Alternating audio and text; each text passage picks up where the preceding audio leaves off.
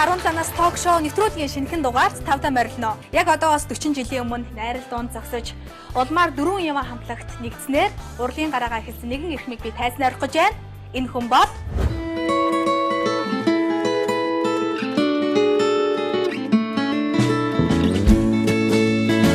тийм ээ, Шараараа хамтлагийн дуучин Ганхүү. Самано. За өдрийн мэндэргий. Баярлалаа. Урлагийг маань хөдөө авч хүрэлцээрсэн танд баярлалаа. Баярлалаа. Тэгээд ямар ч байсан ийм сайхан нэвтрүүлэгт өрсөнд маш их баяртай байна. Тэгээд би анх боловсрол телевизээс явуулдаг 17 нас гэдэг нэвтрүүлгээр намайг урьж байгаа юм байна гэдэг эхнэртэй хэлсэн чинь манай эхнэр шууд "Үу тийм үү, ямар гоё юм чи айгүй хөөрхөн нэвтрүүлэгчтэй" гэж надад хэлсэн юм. Тэгээд би танаа нэвтрүүлгийг бол их хөөрхөн гэдэг тийм тодголтой нэвтрүүлэг юм болоо гэж хойдоо харж байгаа. Тэгээд энэ сайхан нэвтрүүлэгтээ өрсөнд мөгөдөө баярлалаа. За баярлалаа. Хоёулаа ярилцлага таны бага наснаас эхлэе гэж бодож байна. Таны бага нас хэрэг өнгөрсөн бэ? Бага нас бол би бол одоо арай өөр нийгмийн төлөөлөл гэж хэлж болно тийм ээ. Манай нийгэм чинь бол одоо 90 оноос зааглах юм бол арай хоёр өөр нийгэм тийм. Бидний үед бол социалист нийгэм гэж байсан. Тэгээд тэр нийгэмд бол миний бага нас өнгөрсөн. Бусдын л адил, бус түүхтүүдийн л адил Улаанбаатарын шороо хөдөлгөж л одоо шороонд л өссөн, сургуультай явсан, цэцэрлэгдээ явсан. Тийм л бага нас өнгөрсөн дөө. Эцэг ихээс хідүүлээвэ. Бид нар гурлаа. Тэгээд би гэрийн хамгийн том нь. Тэгээд уг нь бол манай аав ээж хоёр хүүхэдтэй болохыг төлөвлөж исэн юм шиг байна. Тэр үед бас их төлөвлөж явдаг байсан юм шиг байна. Тэгээд бүр төлөвлөсөн. Одоо хүү гарах юм бол ханхуу гэж нэрлэнэ гээд, охин гарах юм бол хатан туул гэж нэрлэнэ гээд бүр төлөвлөсөн байсан юм байна л та. Тэгээд би гарсан хамгийн түрүүнд. Тэгээд мэдээж эрэгтэй хүүхд гарсан юм чинь ханхуу гэж нэр өгөөд. Гэсэн манай эмээ жоохон чих хатуу. Тэгээд юу гэнэ минийхөө Ганхүү гэд дуурсан юм байна л та. Тэгэнгүүт миний нэр Ханхүү болж хувираад дараа нь манай дүү яг ном ёсороо төрөөд Ханхүү болоод манай охин дүү ном ёсороо төрөөд хатантууд болоод би тэгээд нэг жоохон тийм золиосны мар. Арай өөр нэртэй. Шууд энийгээс өгсөн тийм нэртэй болоод тэгээд төрсөн дөө. Айлын том гэхээр хамаг ачааг үрдгээс нүг гэрээ ажил хийхээс ахуулаад. Ер нь бол тийм гэж хэлж болно. Гэхдээ харамсалтай нь манай эцэг их дээр намайг их бага бидрийг их бага байхад насварсан. Би жишээлбэл 7 дугаар ангид байхад манай эцэг маань насварсан. Тэгээд одоо гэрээ ачаал одоо хамгийн том хүүд надад ноогж байгаа юм л да. Тэр утгаараа 7 дугаар ангиас арай илүү төлөвшөж эхэлж арай одоо гэр орноо авч явах хэрэгтэй үүрэгтэй ийм хүн болж хувирснараа миний одоо гэртээ үүрэг маань арай нэмэгдсэн гэж хэлж болно. 10 жилийн хэдгээр сургууль төгссөн бэ? 10 жилийн 23 дугаар сургууль. Тэр үедээ тусгай дунд сургууль гэдэг тийм сүртэй сургууль байсан. Тэгээ одоо бодохоор бас тэр үедээ их тийм элит сургууль байсан юм болов хөвдөө хардаг.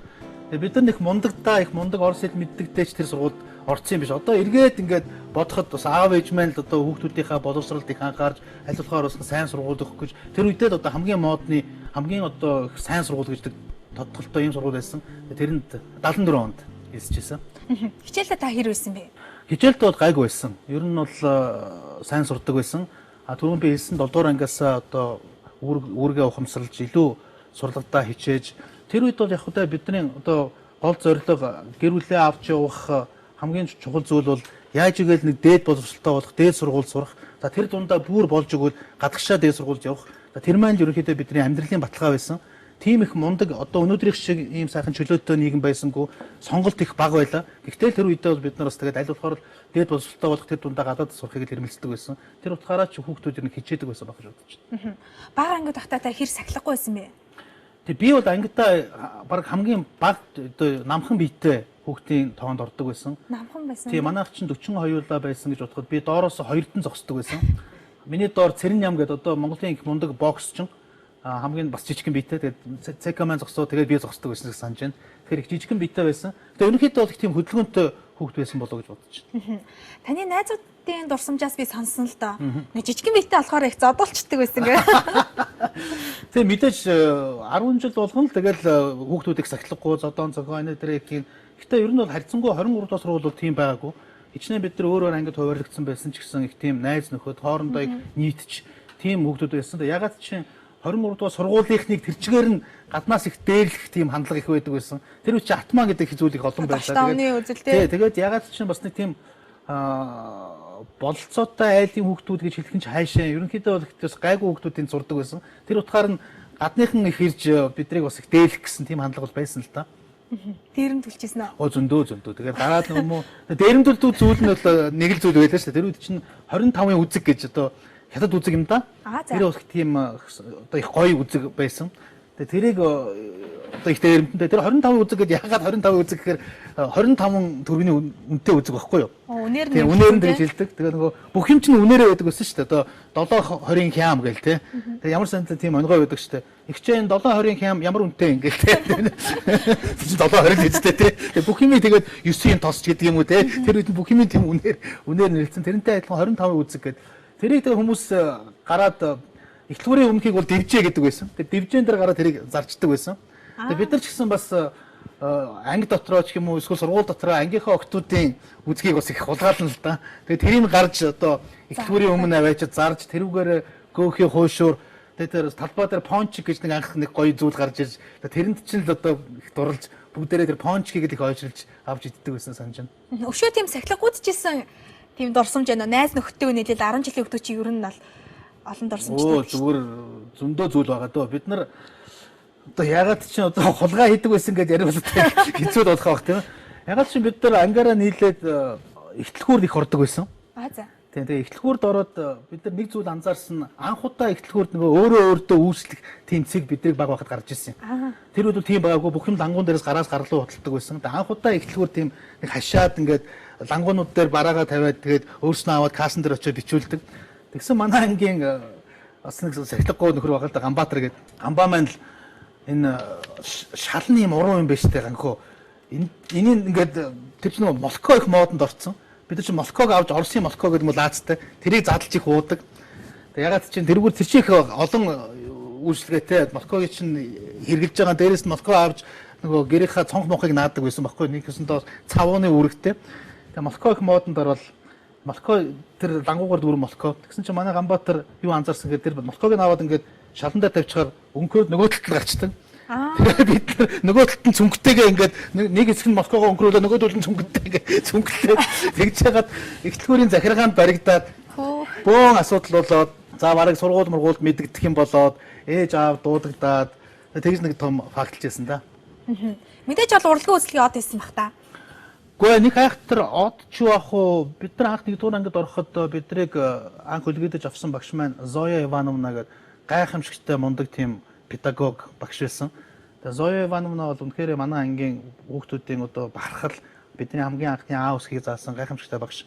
Тэгээ энэ багшийн гавьяагаар бид нар одоо нэг жоохон дуулж хуурдах зах тухаас нь суралцсан гэж хэлж болно.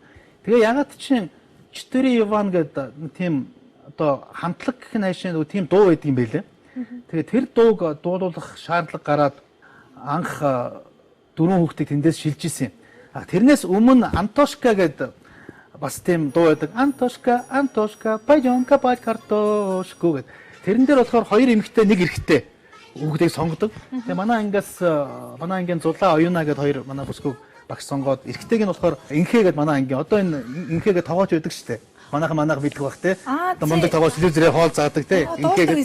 Өө мундаг дуулан заа чинь зүгээр хоол хийдгүү байсан хизээдээ энэ хоол хийгээд ийм мундаг тоглож болсныг би ерөөсөө мэдэхгүй. Гэхдээ тэр үедээ их мундаг дуулдаг тийм залуу байсан. Тэгэл битүүхэндээ яагаад инхээг сонгоцсон юм болоо гэж эдгээр чинь бас тэр үед 23 дэх сургуульд их од болоод сүүлдээ орос сургуулиудынхаа дундаа их од болоод энэ тэнд өргөдөөд тэрэнд нь их хатаархдаг. Тэгсэн ашгүй Чтери Иван гэдэг хамтлаг байгуулах болоод тэрний нэгд нь одоо ягаад чи намайг бас тэнд нь сонгоод тэгээд Чтери Иван гарснаас хойш ерөнхийдөө энэ Антошкотой хөрсөлтөө сүүлдээ бид нар энэ хоёр энэ давмгаалаад илүү од болоод илүү их олон арга хэмжээнд өргөддөг болоод арга хэмжээнд өргөддгийн сайхан нь юу гэхээр нөгөө хичээлээс чөлөө авч чөлөөлөгддөг байхгүй. Тэр шиг гоё юм байхгүй.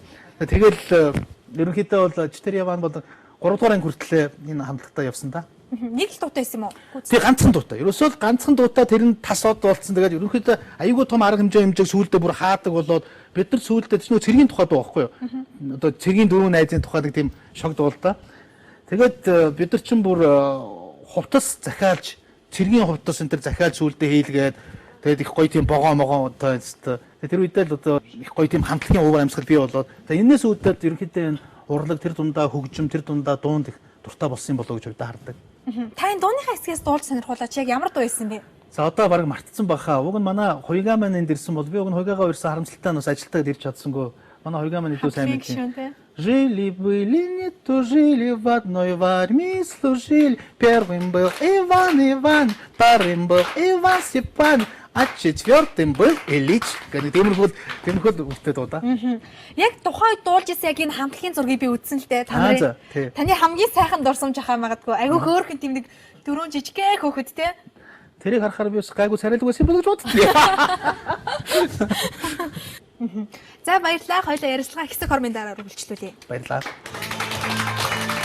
Үзэгчдээ 10 данаас ток шоу нэвтрүүлэг маань хэсэг хормын дараа үргэлжлэх болно.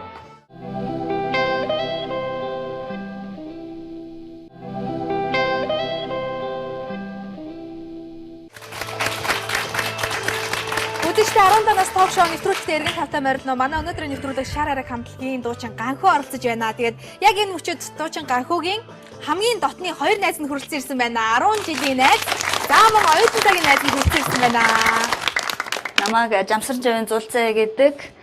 Би нийслэлийн 23 дугаар сургуулийг төгссөн. Ганхуутай нэг анги. Ангийнх нь охин 10 жилийн. Намайг Скватер гэдэг.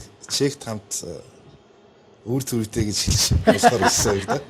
Үр төрөйдөө орж исэн найз нь. Яриагаа 10 жилийн дурсамжнаас эхлэх нь зүйтэй болоо гэж бодож байна. 10 жил дээр нь ямар хөвгт байсан бэ? Манай Ганхуу бол ер нь айгүй тийм тайван ямар нэгэн хэрэг төвөгт оролцолтдоггүй. Төрөний ярианаас бол үзэхэд бидний үзгийг хулгайлж исэн үннийг тодорхойлолтой бид нар хийн хулгайлаад байсныг өдөртөө нэг үзэг авчраад алга болчдөг. Тэгсэн чинь эдгээр аваачаад толгойлогч байсан байж магадгүй. Тийм байна. Сайхан дурсамж гэвэл манай 23 дугаар сургуулийн уртталт нэг шорон талбай байдаг байсан. Тэр одоо явуу улангийн цэцэрлэг төрөлн гээд тэрэн дээр манай хөвгүүд ерөөсө хичээлийн завсарлагаагаар гараал тоглолцдог. Тэгэл ерөөсө энэ хүртэл ингээл шороотой орж ирээл ингээл хөлс баасан цутгацсан.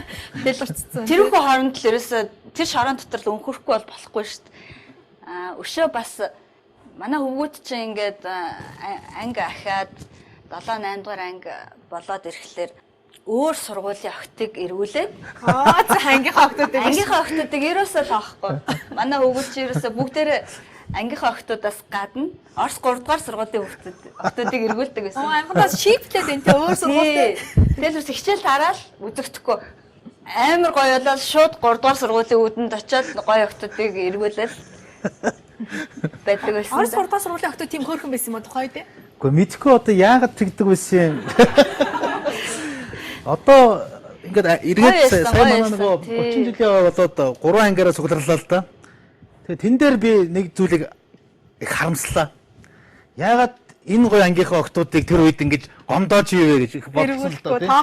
Тэгэхээр яагаад чи нөгөө баян цуг байгаад байдаг болохоор тэгдэг ч байсан юм уу? Нэг дандаа нэг хүнд ч нэг илүү гоё харагдаад байдаг шүү дээ. Өөр газар. Тэгээ Орос гурав бол бас тийм их сонин сургууль байсан. Тэр үед тэгээд манай нэг хамгийн сайн найз Анужин гэдэг найз байдаг гэсэн. Тэгээд бид нар найзаараа дамжаад тэдний ангийн охтуудаа танилцаад өөрийнхөө ангийн хүүгүүдийг танилцуулаад тэгээд ерөнхийдөө тэднэртэй их нийддэг байсан. Тэр үед л манай ангийн охтуудыг харддаг байсан юм байна л та. Гомцдог байсан. Гомцсон гэдэг. Өргөжлүүлээд оюутан цагийн дурсамж руу шилжээ. Яг анх хэрхэн танилцж ирсэн бэ? 87 онд танилцчихсан л да тий. Тэгэхэд одоо Ганхуугийн хэлж байгаа шиг тийм дарга хүүхэд байгаагүй биднийг анх танилцсан. Яагаад гэвэл надаас нэг жилийн өмнө очсон байсан. Тэр үед чинь нөгөө Итали панк мод илүүтэй өвсөө ингэж шиддэг. Аюу сүртэй ганган хоссон тийм залуу бол бидний ухтаж авч ирсэн. Тэгээд яагаад ч Ганхуугийн байсан хотод хуваарлагдчих очсон. Тэгээд бид нар очихдоо 4 залуу за 10-аад өсгөөчүүдтэй хамт очсон л да. Тэгэхэд Ганхуу үндсэндээ бол бараг хоттой ганцаараа эрэхтэй. За бас нэг залуу байсан тийм Сатко гэдэг. Тэгээ 4 эмэгтэйтэй байсан. Тэгээ бид яг анх очсон үед чек гэдэг маань пивтэй ерөөсө сашг холбоотой л да. Тэгээ бид чинь дөнгөж бас пив уухад бас амсаа сурцсан усуд очиж байгаа юм л да. Бэлгийн үйлчлээ төгсчээд. Тэгсэн Ганхуу хүлээж авсан орой за энэ бацаануудаар пив болгож яддаг гэдэг. Жоохны дарамтлах маягтай. Тэгээ дарамтлах маягтай гэж чи бас атмаар байсан шүү. Бидний нүдэнд тэгж харагдсан тэгэхээр. Тэгээ дөрүүлээ юм чинь бас оны алгаа дээр гарах гадах шиг байна. Юу дөрүүлээ юм чинь дээрхлүүлэхгүй гэж бодож чард ярьж ирсэн. Өөр дараа нь өнгөрсний дараа энийг тэр ярьжсэн л та. Хайр шинээр оюутнуудыг тэгж жоохон дээлдэгсэн юм. Гүү. Эдгээр л тэгж санагдсан байлгүй. Яг би тэгж хэлжсэн нь бас дөнгөж ирж байгаа оюутнуудыг бас ПМ уулгаад буруу замд нь оруулчих юм болов гэдэг үднээс жоохон хадуухан хэлснэг л эдгээр гонцсон. Чехийн хөгжилтэй дурсамжуудаас хуваалцаач нэлээд их пиантдаг байсан юм шиг байна да. Залхуулаад яг энэ дээр эсэ дээр хэлэхэд дараа нь бид нар анхуу сэдв хийчих болсон л. Ахаа байлоо тийм. Анхуу тэрийг холбогддог бас нэг юм байдیں۔ Тэр нь юу гэхээр тэр яг 8-ны үеэр бид нар машинтай бид хоёр нэг Польш явсан юм л да.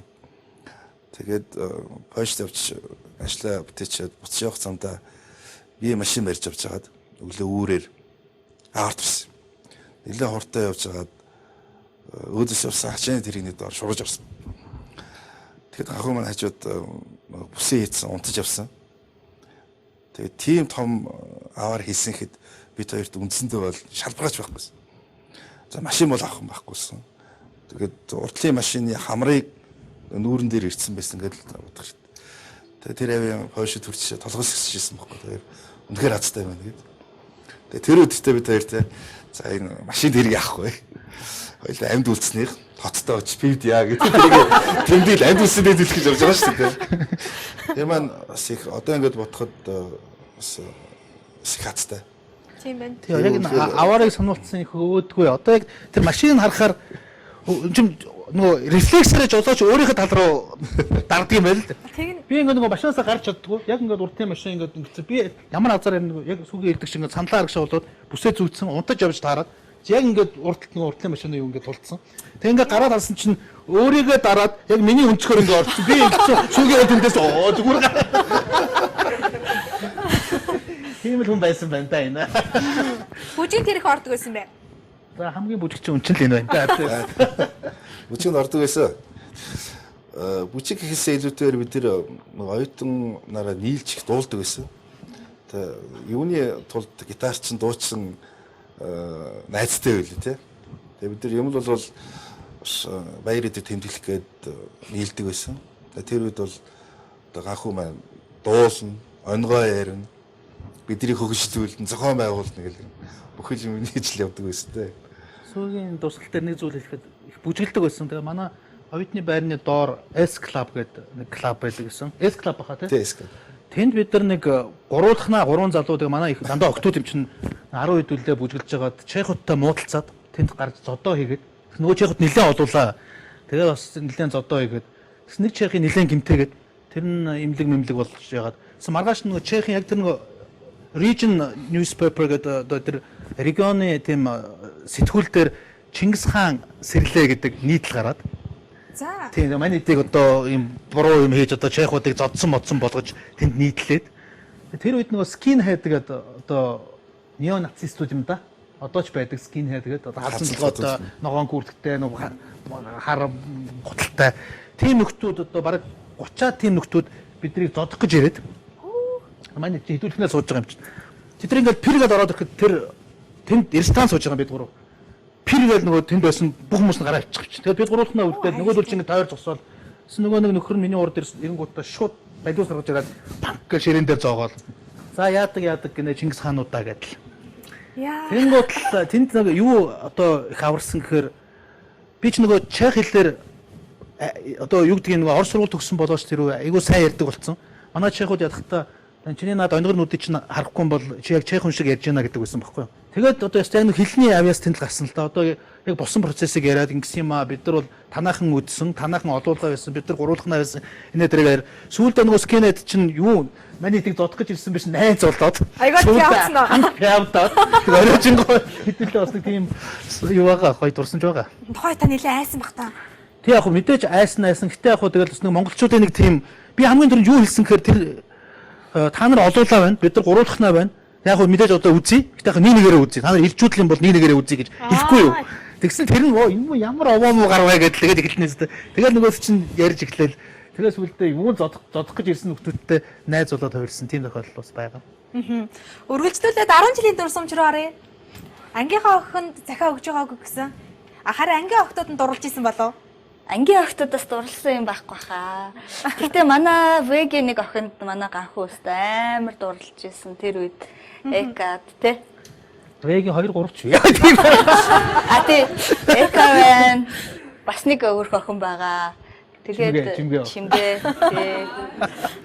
Амар Өөрөө бүх нэрнүүдээ гэлдэг. яг бид нар тэр үед нэг гоё юм байсан. Хөдөлмөрч туслан гэж байсан. Тэгээ бид нар чинь бүр 6 дугаар ангиас тий анх зулаа хөдөлмөрчлөж явж байсан тий. 5 төгсөөд бид 5 төгсөөд хөдөлмөр туслан. Одоо боддоо 5 дугаар анги төгсөөд хөдөлмөрчлөж явдаг Баян чандны сангийн аж ахуй дээр. Тэр бол бидний одоо 10 жилийн бидний амьдралд хамгийн гоё дурсамжтай. Тэнд чинь ягаад гэхээр нөгөө аав ээжгүй бөөнөр очсон. За тэнд чинь жинхэнэ тэр өдөржин шөнж бид нар хамт байна. Тэгэл тэнд чинь жинхэнэ дурлал явагдана. Тэгээ нөгөө баян чандмын атманууч манай охтуудыг бас танаалах гэж ирнэ. Бид нар чинь охтууд очсон чинь тэгэлгүй яхаа. Чандманд очиод хамгийн түрүүнд хийсэн ажил болохоор шуудаа дүүрэн чулуу төгөөд байрныхаа дээр ингэж гаргаж тавьж байгаа юм. Индиануудаас хамгаалах. Индиануудаас хамгаалах гэж байгаа. Тэгээд нөгөө гитар тоглодог хүүхдүүд их цөөхөн. Тэнд үжиг магнитофон, нэтэр, диско, миско, хөгжим гэрэл юу ч байхгүй. Тэгээ нөгөө ванзантаа ороод л тэгээ 2035-аа банзан гитартай манай нөгөө ангийн Чингис бит хоёр гарнаасаа цус гартал тоглоно. Тэгээ тэр үед л эдгээр нөгөө бит хоёрын дуулан дээр л хоорондоо гоё бүжиглэн шүү дээ ингээл тий. Тэгээ нөгөө би ч нөгөө дуулдаг болохоор бүжиглж чадахгүй тэрэндээ харамсаад тэгээ нөгөө гитараа тавиад яг болоо гангуу дуулалтаа бүжиглээ л та гэх. Тэгээ нөгөө гарнаас цус гартлаа гитар тоглодог тийм л үү. Өстө бакалтагаа бүжиглээ дуулаад. Нэрэ гитар дардаг хөвгүүдэд октод дуртай байдаг шүү дээ. Тийм. Дуртай байсан. За барыг яг манай ганхуу царай мартайсан болохоор манай ангийнхан бол үнэхээр дурлж байгаагүй байхаа те. Танад дурлаагүй ч өөр хүмүүс байсан. Бид нар ганхууг эрэгтэй хүн гэдэг талаас юу ч авч яадгүй. Яг охтуудын дунд тэгэл бид нар чи хамт юмаа яриад те. Бүх жаргал зовлонгоо л ярьж байгаа юм чи. Тэгээ энэ манай зулаа тэгээд манай хин хоёр надтай өөрт унтдаг байсан юм. Оо за. Эрдэнэтэй хоёр. Тэгээ нөгөө пианослж авахд одоо нөгөө хөдөлмөр туслантаа очиод тэгээ миний орд ингээ хамгийн дээр ягаад чинь тийм ортой. Тийм уруу нөгөө заалны уруу ч юм уу тэгээ ингээ тавьдсан. Тэгээ мань гурав ингээ чигцэлтэй унтна. Тэгээ би хамгийн наадалд унтдаг учраас өглөө усгаар газар унтсан. Тэгээ нутгийн индиануудаас зогтож тэгээд охтуудынхаа өрөөндөө унтуулдаг байхгүй нэгээд нөө үрдэлж. Бас өөр төрөйдөө орж ирсэн найз найдаа. 5 настайгаас өөр төрөйд ороод ирсэн гэж бодохоор одоо хэдэн жил өөртөөс юм бэ гэдэг шиг үү. Нэрэ чект охтуудтай уулздаг л байсан бах та. Тий, тэглээ явах юм. Манай хотчид 16 л монголчууд байсан. Тэрнээс 5 6 л юм дээ. Тэр нь эрэхтэй. Бус нь бол даан охтууд байхгүй юу? Охтуудаас бас тий. Агуу хэлдгээр нөгөө мэрэгжил тал руугаа гэдэг утгаараа манай хот бол сайхан бүсгүйшил байсан. Дааш гахуу тоохог үлдээ. Хажууд нь ойрхон байдаг болохоос тэр юм уу? Өөр хотын охтууд бол явдаг гэсэн. Чек тохиндоо үргэжсэн үү? Шууд очиод ихнэр авцсан баха. Үгцтэй. Одоо тийм найралтай арга мар гэж байгаа л та. Чек бүсгүйтэй гэж асууж байна үү? Тий. Чек бүсгүйсэн бохоо асуух. Одоо ингээл чи бурддаг бол яадаг л. Оротгүй хаа. Одоо тэр бүсгүй маань айгүй мундаг хүн болцсон. Одоо яг нөгөө монгол хэл заадаг. Одоо том багш тийм болсон. Одоо сая ингээд Чехийн ерөнхийлөгч 2-3 жилийн өмнө ерөнхий сайд Монголд ирэхэд яг хажууд нь орчуулагчаар ирж инлээ. Тэгээд бид нар бас их чехуудтай их нийлдэг, чех охтуудтай бас их нийлдэг. Ягаад ч чинь тэгээд нөгөө зулагийн хэлдэг чи гадны үнэлэх гоё харагдаад. Тийм үе бол байсан. Бас тийм санаад орчлаа. 90-ад оны ихэр шиг санаж байна. Хэрэг би хамтраг бол бизон үлээ тий. Нэг хамтлынх нь Праг дээрч тоглолт хийсэн. Тэгээд тоглолтынхаа дундуур бизон тий. Тоглолтын дундуур Прагийн төв гозомчнд бас тоглож үзүүлсэн байхгүй. Тэгэд ганхуу тэнд хамт байсан гэсэн. Би зүгээр энийг өөрөөс сонссон л да. Тэгсэн яг тэр үед нь нөгөө Английн Чарльз Хунтаж Диана гүнч хоёр явж таарад. Тэгээ яг тэр үед нь манай хэд тоглож байгаад хажууд нь очиж сонирсан байна л да. Тэгсэн манай ганхууч яг нь өрөг юм чинь гүйж очиод яриа өдөөд Диана гүнчтэй Чарльз Хунтажтай гар барьсан байна. Тэрийг дараа бидээ сонсчоод Диана гүнчийн гарыг барьсан, ганхуугийн гарыг барья гэдэг. Аа дэмжиж явж энэ. Бас их хастай тохиолдол байсан шүү. Тийм тэр 91 он юм байна. 91 он. Тийм 91 он шиг санаж байна. 90 он юм байна. 90 он юм байна. Яг Даяна гүн Чарльз хоёр. Тэр би яг дараа нь Монголд ирээд Даяна гүнстэй гар ирсэн гэсэн чинь Даяна гүнж гэж хэн байдгийг манайхаас тэр үедээ бол мэдэхгүй байсан. Сүүлдээ л одоо Даяна гүнж гэж мэдээд дараа нь нас орсныхын дараа зайлвал тэр бүгд л мэддэг болсон л да. Ийм гоё хүн байсан юм байна гэдэг тийм азтай тохиолдол бол байсан. Тухайд яг юу болсон бэ? Гэхдээ тэр үедээ бас нэг жоохон хальтмалт бас англиар ярьдаг. Тэгэл хамгийн түрүүнд гүйжичэл ягаад би хамгийн түрүүнд гүйжичээд гар барья гэж бодсон гэхээр Даяна гүнжүүд мэдээж мундаг хүн. Тэр утгаараа энэ бол Beatles-тэй бас танил байж таараа. Тийм учраас Пол Маккартни, Жорж Харрисонт бол гар ирсэн байж таараа. Тийм учраас би Даяна барих юм бол нөгөө үедээ дамжаад гар барьсан юм feeling надад төрнө гэж очиод гүйж очиод хамгийн түрүүнд we guys from Mongolia students гэдэг бодоод тэр үедээ л одоо мэддэг англиараа яасан чинь really гэдэг Даяна гүнж тэр үедээ надад юу гэж хэлсэн гэхээр тийм үү Монголоо би баг анх удаа Монгол хүнтэй гар ирж шүү гэж надад хэлжсэн байхгүй. Тэнгууд hey come on Charles гэдэг Charles-ыг дуудаад бүр Charles some guys from Mongolia нөгөө түнэр really гэдэг гүйжрэл бид Чехотойх зүгээр ганц гараа бариад юу ч ярихгүй яваад бид нартай болохоор ингээд гараа бариад буу хаалаад Чехууд чинь зураг хүрэг аваад тэр үедээ л бас тэгээд айгуу тийм болсон байж тээ. Тэгээд дараа нь сонин дээр тэр нь гарцсан. Прагийн сонин дээр тий. Тэгээд тэр нь гарцсан. Одоо тэр сонингоо тэр үед ингээд тийм хадгалтгүй тэр одоо ингээд тэр өстө амар гой дурсамж болсон байгаа. Хадгалцал байхгүй тэгээд тийм дурсамж ингээд яваад өнгөрсөн да. За баярлалаа. Тэгээд энэ хэсэг маань ерөөхдөө өндөрлөж байна. Хүрчээсэн хоёртаа баярлалаа. Тэгээд хоёулаа ярилцлага хэсэг хормын дараа үргэлжлүүлье. За. Үзэгчдээ 17-наас ток шоу нэвтрүүлэг маань хэсэг хормын дараа үргэлжлэх болно.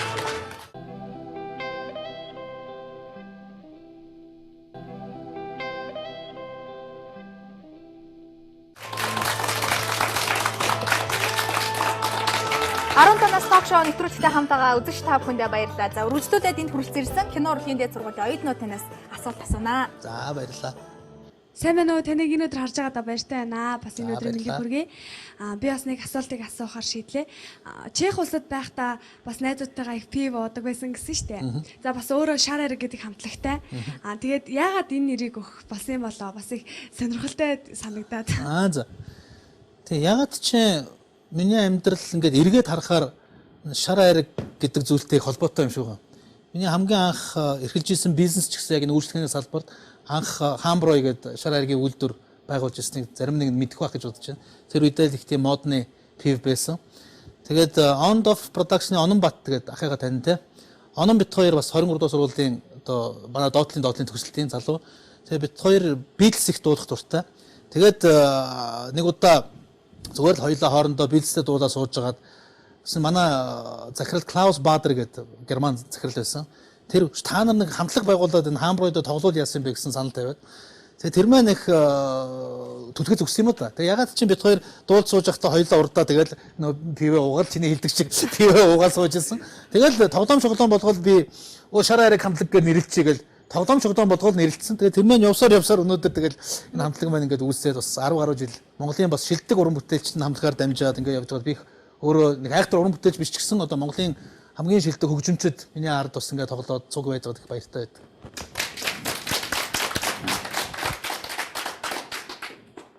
Сайн байна уу? Энэ өдрийн мэнд шинэ жилийн хамгийн сайхан дурсамжтай мөчөөсөө бид нартай уулзаж. За мэдээч маш олон сайхан шинжилүүд байгаа. 10 жилд бид нар Орос сургуулийн оюутнуудыг нэг Десенка гэдэг одоо Эрцэнка гэдэг болсон Оросын соёлын түүгээд тэнд их шинжил тэмдэглэдэг байсан. Тэгээ тэнд өгдөг бэлгэн их гоё тийм өрмөц пластик гоё юм одоо Кремлийн тийм одоо ханыг ингээд бэлэгдсэн тийм гоё пластик хайрцаг дотор тэгээд голдоо юм цагтаа тэр цагийг нэрэхээр дотор нь гоё жимс чихэр жимстэй тэгээд Монголд одоо тэр үедээ их байдгүй тийм барааг дотроо хийцэн тийм бэлэг өгдөг байхад тэр их одоо гоё санагддаг байсан. Одоо мэдээж баг байхад одоо тэгэл бэлэг авах их сонирхолтой зүгээр яг урлагийн хүний хувьд бол нэгэн их сонирхолтой шинжил одоо яг шар аригтай холбоотойгоор болж исэн. Тэр нь одоо нэмдоржгүй хууль зүйн яамны сайд байхдаа нэгэн хууль гаргасан. Тэр нь одоо 12 цагаас хойш одоо архитектон согтууруулах ундааны төрлийн зүйлийг борлуулахгүй гэсэн хууль гаргасныг та бүхэн санаж байгаа бох тий. Тэр нь 2006 онд өнөөдөр 7 он ч санаж байна. Нэмдоржгүй яамс гэсэн хууль зүйн яамны сайд байсан. Тэгээ хууль зүйн яамны шинжил дээр манай хамтлаг өргөдөөд тэгээ бид нар тоглох болсон чинь ер нь манай хамтлагч дандаа нэг аливаа нэг арга хэмжээний хамгийн сүүлд тоглодог хамтлаг л да. Ягаад тэгэхээр савааны хамтлаг гэж манай рок попын биднийг тоглоом шоглоом болгож нэрлэдэг байхгүй. Дандаа нэг бүжиглүүлэх зорилготой гадны дуунууд cover хийж дуулдаг учраас тэг яг тэр утгаараа ч гэсэн яг 12 цагт бид нар 12 цагийн өмнөхөн одоо тэр хууль зүйн яамны шинжил дээр бид нар тоглоод тэг яг 12 цаг болонгууд нь би дуусангуудаа одоо шаашаа үргэлжлэж явах хэрэгтэй шүү дээ. Гэрээгээр бол тэг би нэмд орж байгаа тоглоом шоглоом болгоод за нэмд орж байгаа уучлаараа одоо манай хамтлаг хуулиа дагдаг хамтлаг одоо ингээд 12 цаг болцсон байна. Тэгээд шар хайрыг хамтлаг одоо тоглож болохгүй нэ гэдэг. Ягаад гэхээр би тэр нөгөө юуг нэг эсэргүүцэд одоо Монгол шиг жишээлбэл Улаанбаатар хот шиг 12 цагт бүх юм хаачдаг дэлхийд дээр хаанч тийм хот байхгүй л дээ. Бүр явж хойд солонгос тийм биш. Пхеньян хот хүртэл тийм ээ. Тэгэхээр тэрийг би жоохон эсэргүүцдэг одоо ч би тэр талтай байдаг. Ер нь бол шүний амьдрал гэж байх хэвээр одоо энэ аялал жуулчлалын тэрийг татъя гэж байгаа бол жоохон нээлттэй юм байх хэвээр гэдэг үднэс. Тэгээ нэмдэрж байгаа тэгж хэлж ирсэн. Тэгсэн нэмдэрж байгаа гэс сэргэлээ. Их бас яаж хүн шүү дээ. Анхаа миний хүү зүгээр одоо хамтлагийн нэрийг Coca-Cola болгоод үргэлжлүүлээд тоглолцох гэдэг. Тэрнтэй адилхан ирээдүйн өнөөдрөөс эхэлнэ гэдэг том шоу боллоо шүү дээ. Цэнгэл төхөөрөлөнд. Тэр үед чинь нөгөө ганц гоё хөгжимтэй нь одоо гадаа тавиад урагч хөгжимтэй нь одоо энэ богингийн жагаах. Тэгээ жагаах маань бас ингээл рок попыг цуглуулад л тэр манай хамтлаг бас тэнд нь байсан юм. Тэгэл за одоо шоуга камертоноор эхлүүлээ. Номинтаас дараа нь гар шар хайрыг нэрийн соль тийм амар. Манай хамтлагийн нэр жоохон хаач үлдчихсэн юм шиг байгаа энэ тэнд. Нэрийн соль. Нэрийн соль тийм амар. Тэгэхээр одоо нэмдэрж байгаа хэлдэг шиг Coca-Cola болоод тоглолцтой юм байна л да.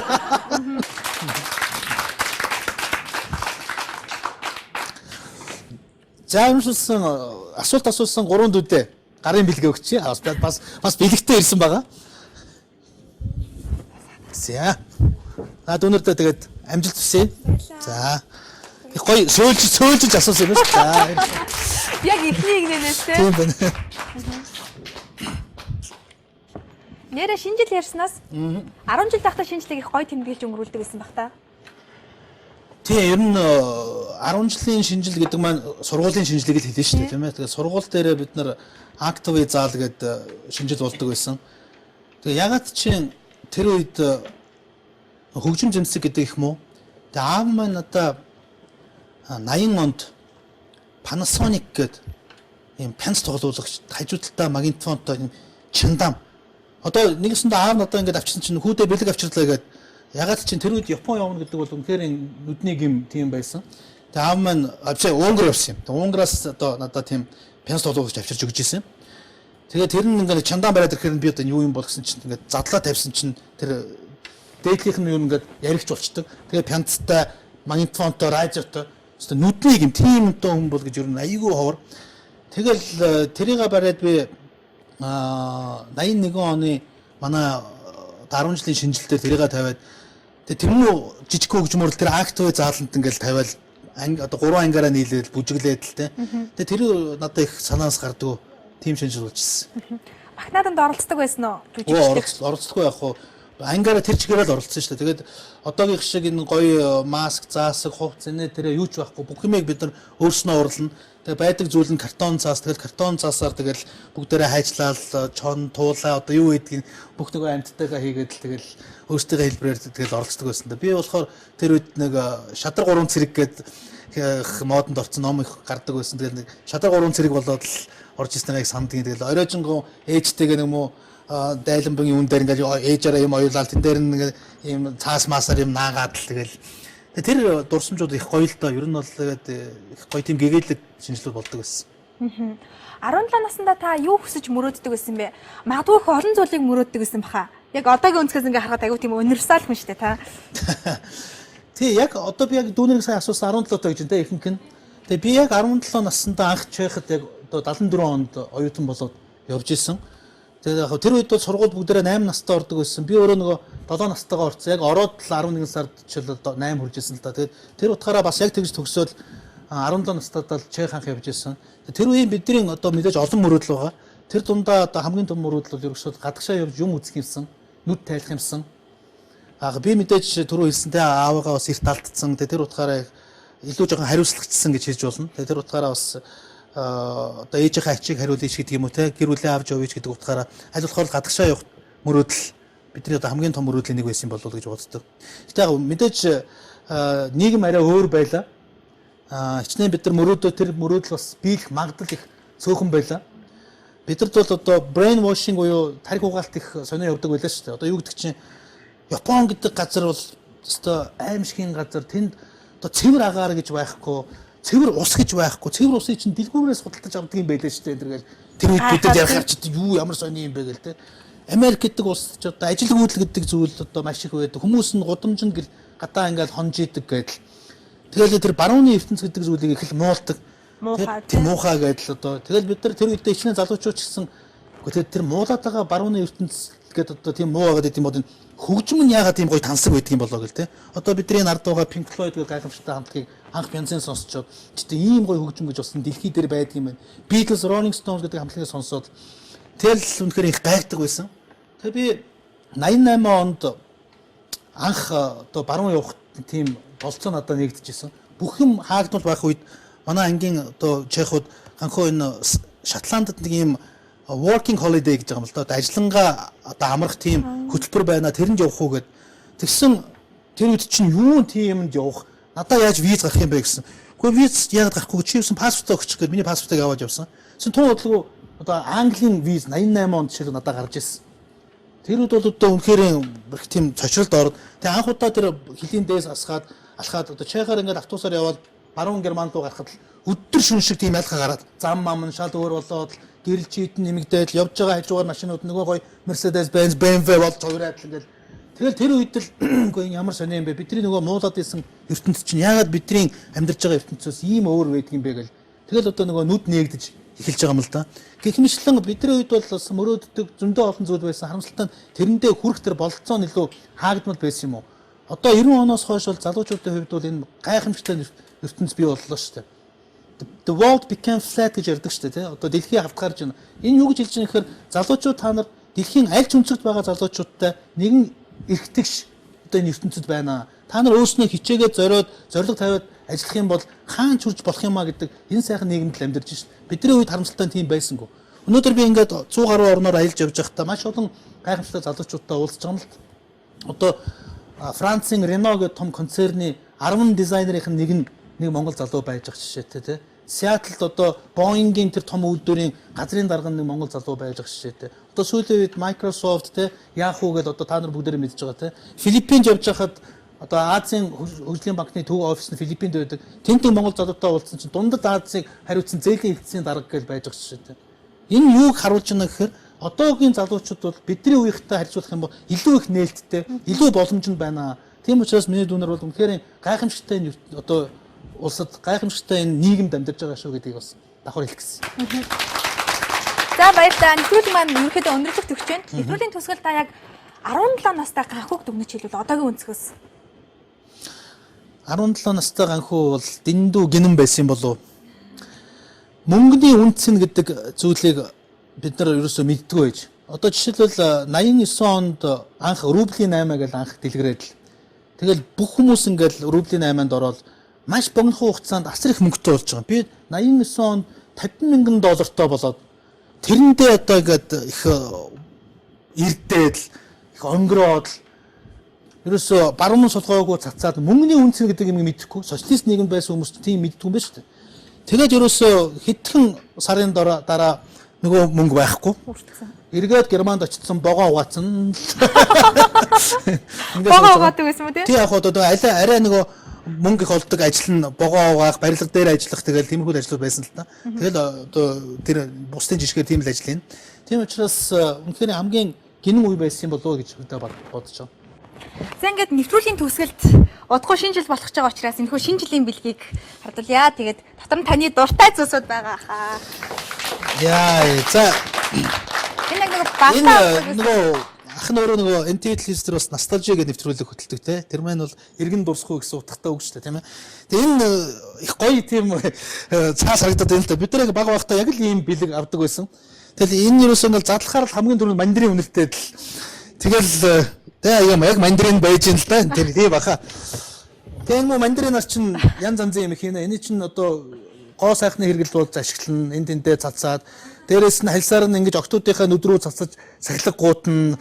Тэгэл ягаад чинь гоё санагдлаа. Тэгээ та бүхэндээ маш их баярлалаа. За баярлалаа. За тэгээд таны 17 насаар аялах хүүхэд насаар аялах сайхан байлаа. Ерөнхийдөө яг дуу хөгжмөнтэй холбогдсон гэдгийг нь ойлголоо. За ингээд нэвтрүүлгийн төгсгөлөөс танаа шар арга хамтлагийн уран бүтээлчийг өрсөн байгаа. Тэгээд маань нэвтрүүлэг тас дуугаа дуулах сонирх болно хэмээн хүсэж байна. За баярлалаа.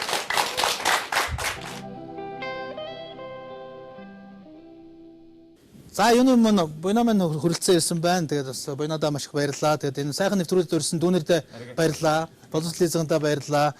Нэвтрүүлгээ төгсөд бас Орос дуу байвал зүгээр гэж бодоод бидний баг байхад яллаа гэдэг Узбекийн их гоё хамтлаг Монголд ирж тоглодог байсан. Тэр хамтлагийн дуунуудыг бас их монголчууд шимтэн үздэг байсан. Тэгээд энэ дуугаар та бүхэндээ ая баярээ. Тэгээд ирж буй 15 онд нийт монголчуудаа тэр дундаа залуучуудаа аз жаргал сайн сайхан бүхнийг хүсээ өрөөё. Ингээд Шахризавс яллаа хамтлаг.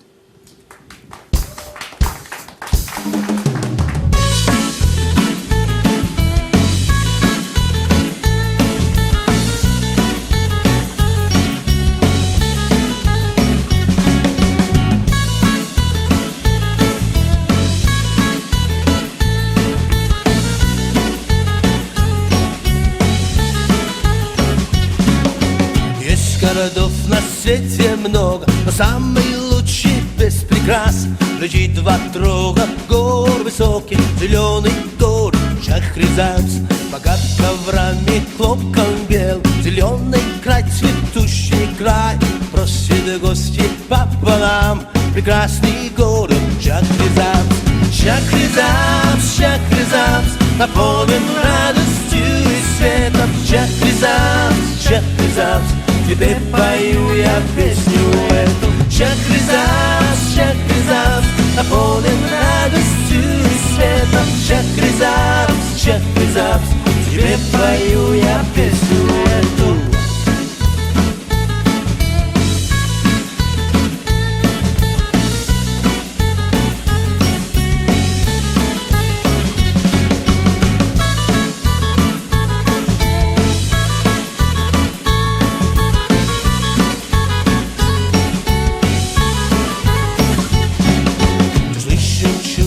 И Востока, век ты был для мудрецов.